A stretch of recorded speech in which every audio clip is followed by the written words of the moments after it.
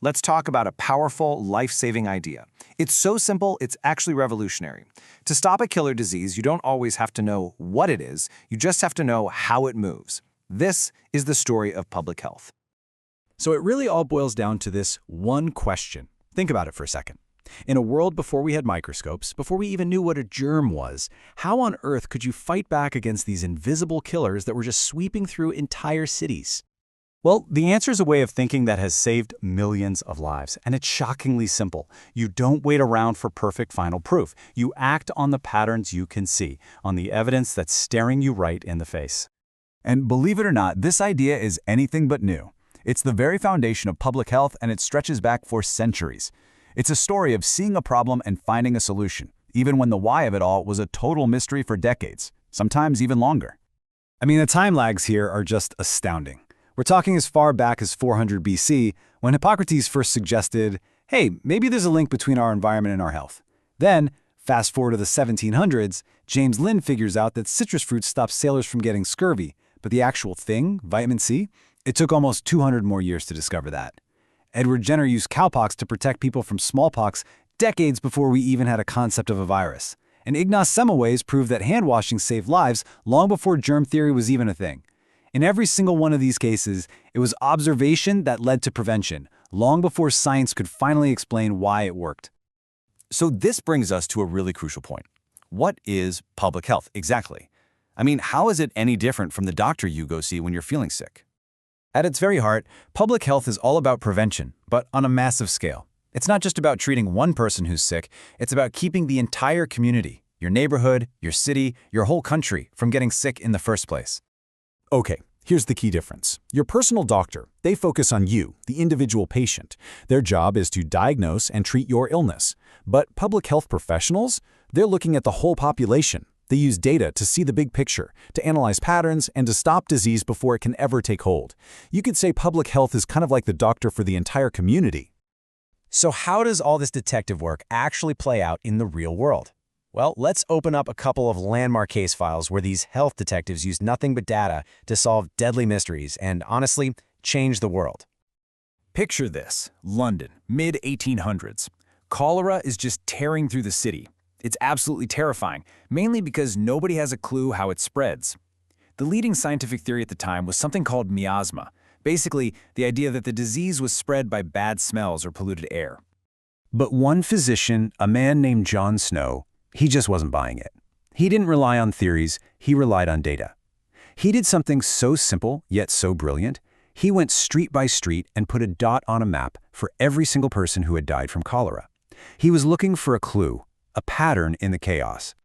And when he laid that map out, bam, there it was, an undeniable pattern. The deaths weren't random at all. They were clustered, packed tightly around one specific public water pump on Broad Street. This was his aha moment. It wasn't the air, it had to be the water. So he convinced the local authorities to take the handle off the pump. Just like that, the outbreak in that area ground to a halt.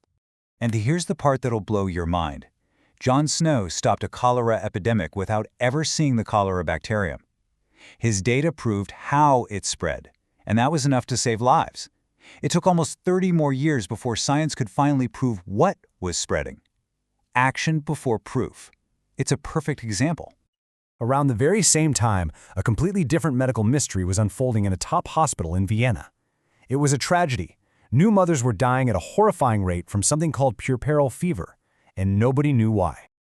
So, a doctor there named Ignaz Semmelweis, he noticed a really disturbing pattern in the hospital's data.